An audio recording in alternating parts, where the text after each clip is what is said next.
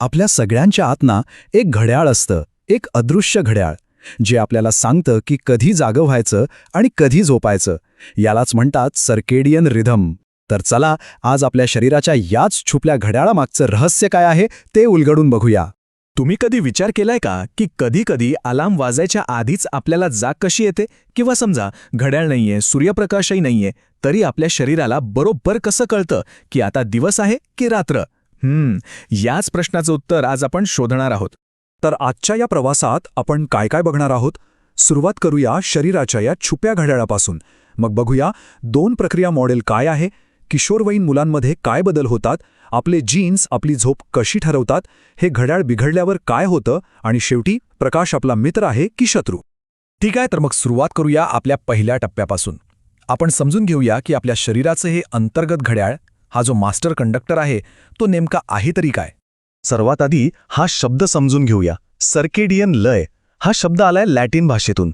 सर्का म्हणजे सुमारे किंवा अंदाजे, आणि डाईम म्हणजे एक दिवस. सो अंदाजे एक दिवस ही एक नैसर्गिक आपल्या शरीराच्या आतली प्रक्रिया आहे, जी आपलं झोप जागे होण्याचं चक्र म्हणजे स्लीप वेक सायकल नियंत्रित करते, आणि साधारणपणे 24 तासांच्या चक्रात पुन्हा पुन्हा घडत राहते. पण मग प्रश्न येतो की या सगळ्यावर कंट्रोल कोण ठेवतं? तर हे नियंत्रण येतं आपल्या मेंदूतून.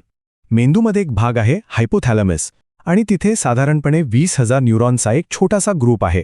त्याला म्हणतात सुप्राकियाझमॅटिक न्यूक्लियस किंवा सोप्या भाषेत SCN, आणि हेच आहे आपल्या शरीराचं मास्टर क्लॉक. आता बघा, कोणत्याही जैविक रिधमला सर्केडियन म्हणण्यासाठी 3 अटी पूर्ण कराव्या लागतात. पहिली अट ती एंडोजिनस असावी, म्हणजे ती शरीराच्या आतूनच निर्माण झाली पाहिजे, बाहेरच्या संकेतांशिवाय ही ती टिकून राहिली पाहिजे. दुसरी ती एंट्रेनेबल असावी, म्हणजे बाहेरील गोष्टींनुसार जसं की प्रकाश ती स्वतःला रिसेट करू शकली पाहिजे. आणि तिसरी ती टेम्परेचर कॉम्पेन्सेटेड असावी, म्हणजे शरीराच्या तापमानात बदल झाला तरी तिचं 24 तासांचं चक्र बिघडायला नको. तर मग आपलं आतलं घड्याळ बाहेरच्या जगाशी जुळून कसं घेतं? यासाठी एक इंटरेस्टिंग जर्मन शब्द आहे झाइटगेबर.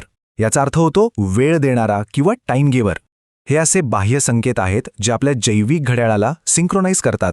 यातला सगळ्यात शक्तिशाली झाइटगेबर म्हणजे प्रकाश. पण फक्त प्रकाशच नाही, तर आपलं जेवण, आपल्या सामाजिक ॲक्टिव्हिटीज, या सगळ्या गोष्टी आपलं घड्याळ सेट करायला मदत करतात, आणि या प्रक्रियेला म्हणतात एंट्रेनमेंट. ओके, तर हे काम कसं करतं याचा मार्ग समजून घेऊ. बघा, पहिलं पाऊल, प्रकाश आपल्या डोळ्यांच्या रेटिनावर पडतो. दुसरं, तिथून एक सिग्नल थेट आपल्या मास्टर क्लॉकला म्हणजे SCNला जातो. तिसरं, SCN मग पिनियल ग्रंथीला सिग्नल पाठवतो. आणि चौथं आणि सगळ्यात महत्त्वाचं, पिनियल ग्रंथी मेलाटोनिन नावाचा हॉर्मोन तयार करणं थांबवते. मेलाटोनिन हा झोपेचा हॉर्मोन आहे, म्हणजे प्रकाश आला की मेलाटोनिन दाबला जातो आणि आपल्याला जागा वाटतं, आणि अंधार झाल्यावर मेलाटोनिन पुन्हा तयार व्हायला लागतो आणि आपल्याला झोप यायला लागते. सिंपल. पण थांबा, गोष्ट इथेच संपत नाहीये. हे जे मास्टर क्लॉक आहे ते एकटं काम नाही करत. आपल्या झोपेच्या नियंत्रणासाठी अजून एक महत्त्वाची प्रक्रिया आहे. चला आता त्याबद्दल बोलूया. याला 2 प्रक्रिया मॉडेल म्हणतात. असे समजा की आपल्या झोपेवर 2 सिस्टम्स कंट्रोल ठेवतात. एक आहे प्रोसेस सी फॉर सर्केडियन. ही सिस्टीम आपल्या मास्टर क्लॉक म्हणजे SCNद्वारे चालते, आणि ती ठरवते की आपल्याला कधी झोपायला हवं, म्हणजे आपली झोपेची वेळ. दुसरी आहे process S for sleep pressure. आपण जितका वेळ जागे राहतो तितका आपल्या शरीरात एक प्रकारचा झोपेचा दाब तयार होत जातो. हा दाब ॲडेनोसिनसारख्या न्यूरोट्रान्समीटरमुळे वाढतो, आणि ही प्रोसेस S ठरवते की आपली झोप किती खोल आणि किती वेळ असेल. तर मग आपल्याला झोप नक्की येते कधी? जेव्हा दिवसभर जागे राहून तयार झालेला हा झोपेचा दाब म्हणजे प्रोसेस S इतका वाढतो की तो आपल्या सर्केडियन सिस्टमच्या जागे राहा या सिग्नलवर म्हणजे प्रोसेस Cवर भारी पडतो.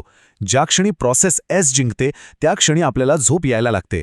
या दोन्हींमधला हा एक खूप नाजूक ताळमेळ आहे. आता आपण एका अशा वयोगटाबद्दल बोलूया जिथे या जैविक घड्याळाशी आणि शाळेच्या घंटेची रोज लढाई होते. हो, मी किशोरवयीन मुलांबद्दल बोलतोय. यामागे एक जैविक कारण आहे, ज्याला स्लीप फेज डिले म्हणतात. पौगंडावस्थेत काय होतं की मुलं-मुलींच्या मेंदूतील पिनियल ग्रंथी झोपेचा हॉर्मोन म्हणजे मेलाटोनिन साधारण 2 तास उशिरा तयार करायला लागते. याचा थेट परिणाम काय, तर त्यांना रात्री 11 वाजल्याशिवाय किंवा त्यानंतरच झोप येते. आणि हे लक्षात घ्या, हा त्यांचा आळशीपणा किंवा मोबाईल वापरण्याचा परिणाम नाहीये, हा एक पूर्णपणे जैविक बदल आहे. आणि इथेच खरी समस्या सुरू होते. बघा, जैविकदृष्ट्या त्यांची झोपायची वेळ रात्री 11 किंवा त्यानंतरची झालीये, पण त्यांच्या शरीराला अजूनही 8 ते 10 तासांची झोप हवी असते. पण शाळा तर सकाळी लवकर सुरू होते. मग होतं काय, त्यांची झोप कमी होते. आणि यातही जी सगळ्यात महत्त्वाची झोप असते, रेम स्लीप, जिथे स्वप्न पडतात आणि शिकलेल्या गोष्टी मेंदूत पक्क्या होतात, तीच कापली जाते. ह्याचा त्यांच्या शिकण्यावर आणि एकूणच विकासावर खूप मोठा परिणाम होतो. पण झोपण्याच्या वेळा फक्त वयानुसारच बदलतात का? तर नाही. काही लोक जन्मताच लवकर उठणारे असतात, तर काही जण रात्री उशिरापर्यंत जागणारे. असं का होतं? यामागे आपली अनुवंशिकता म्हणजे आपले जीन्स आहेत. चला त्याबद्दल जाणून घेऊया. प्रत्येकाची झोपायची एक नैसर्गिक प्रवृत्ती असते. वैज्ञानिक भाषेत यालाच क्रोनोटाईप म्हणतात.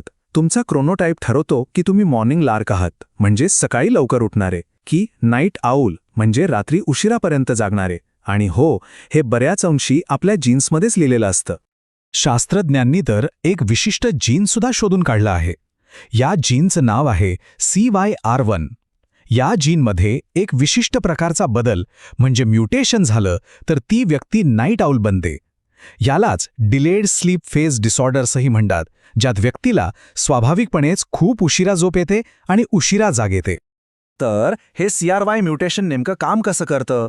बघा, आपलं जे जैविक घड्याळ आहे ना, ते एका फीडबॅक लूपवर चालतं. म्हणजे काही प्रोटीन्स घड्याळाला चालू करतात आणि मग काही वेळानंतर दुसरे प्रोटीन्स त्याला थांबवतात. हे म्युटेशन काय करतं, तर ते थांबवणाऱ्या प्रोटीनला जास्त ताकद देतं. तो इतका स्ट्रॉंग बनतो की तो घड्याळाला जास्त वेळ थांबवून ठेवतो. परिणाम, आपल्या जैविक घड्याळाचं एक चक्र पूर्ण व्हायला 24 तासांपेक्षा जास्त वेळ लागतो. आणि म्हणूनच या लोकांचं पूर्ण वेळापत्रकच पुढे सरकलेलं असतं. आता विचार करा, जर तुमचं आतलं घड्याळ एका वेळेनुसार चालतंय आणि तुमच्या ऑफिसची किंवा शाळेची वेळ वेगळी आहे, तर काय होईल? या विसंगतीची आपल्या आरोग्यावर खूप मोठी किंमत मोजावी लागते. चला बघूया काय आहेत हे धोके. या परिस्थितीला एक नाव आहे, सोशल जेट लॅग. हे मोजणं खूप सोपं आहे. तुमच्या कामाच्या दिवसाची झोपेची वेळ आणि सुट्टीच्या दिवसाची झोपेची वेळ या दोन्हींमध्ये जो फरक आहे, तोच तुमचा सोशल जेट लॅग. आणि हा काही छोटा मोठा फरक नाहीये, हा खूप गंभीर असू शकतो. एका संशोधनानुसार तुमच्या वेळापत्रकात फक्त 1 तासाचा जरी सोशल जेटलॅग असेल तरी हृदयरोगाचा धोका तब्बल 11% वाढतो. फक्त 1 तास. विचार करा, रोज फक्त 1 तासाच्या फरकाने आपल्या हृदयावर किती मोठा ताण येत असेल. आणि धोके फक्त हृदयापुरते नाहीत. या सततच्या विसंगतीमुळे आपलं मेटाबॉलिझम बिघडतं, ज्यामुळे टाईप 2 मधुमेहाचा धोका वाढतो. आपली रोगप्रतिकारक शक्ती कमी होते, ब्लड प्रेशर वाढतं, आपल्या मूड आणि भावनांवर नियंत्रण राहत नाही आणि आपली शिकण्याची आणि लक्षात ठेवण्याची क्षमतासुद्धा कमी होते. म्हणजे एकूणच शरीराच्या प्रत्येक भागावर याचा वाईट परिणाम होतो. तर या सगळ्यावर उपाय काय? आपण आपल्या सर्वात शक्तिशाली झाडगेवरकडे येऊया, जो आपल्या घड्याळाला सेट करतो, आणि तो म्हणजे प्रकाश. पण प्रकाश आपला मित्र आहे की शत्रू? चला बघूया. प्रकाशाचा रंग खूप महत्वाचा आहे. इथे बघा, या अभ्यासात शास्त्रज्ञांनी काय पाहिलं. निळा प्रकाश जो आपल्या फोन, टीव्ही, लॅपटॉपच्या स्क्रीनमधनं येतो, तो झोपेचा हॉर्मोन मेलॅटॉनिन खूप जास्त प्रमाणात दाबून ठेवतो. याउलट लाल प्रकाशाचा परिणाम खूपच कमी होतो. तुम्ही बघू शकता की 3 तासांनंतरही निळ्या प्रकाशामुळे मेलॅटॉनिनची पातळी खूप खाली आहे, तर लाल प्रकाशामुळे ती बऱ्यापैकी परत नॉर्मल व्हायला लागली आहे. याचा अर्थ अगदी सरळ आहे. दिवसा आपल्याला जागं आणि सतर्क ठेवण्यासाठी निळा प्रकाश महत्त्वाचा आहे. पण तोच प्रकाश रात्री झोपण्यापूर्वी आपल्या डोळ्यांवर पडला तर तो आपल्या झोपेच्या गुणवत्तेवर खूप गंभीर परिणाम करू शकतो. म्हणजे दिवसा मित्र आणि रात्री शत्रू. तर आज आपण शरीराच्या या छुप्या घड्याळाबद्दल म्हणजे सर्केडियन लयबद्धतेबद्दल खूप काही जाणून घेतलं. ते कसं काम करतं, आपलं वय, आपले जीन्स याचा त्यावर काय परिणाम होतो आणि ते बिघडल्यावर काय होतं, हे सगळं आपण पाहिलं. पण या सगळ्यानंतर एक महत्त्वाचा प्रश्न उरतो. कृत्रिम प्रकाश आणि 24 तास चालू असणाऱ्या या जगात आपण आपल्या हजारो वर्ष जुन्या या नैसर्गिक घड्याळाचा सन्मान कसा करणार? आपण आपलं आयुष्य आणि आपलं पर्यावरण असं कसं घडवू शकतो जे या प्राचीन जैविक लयीशी जुळवून घेईल?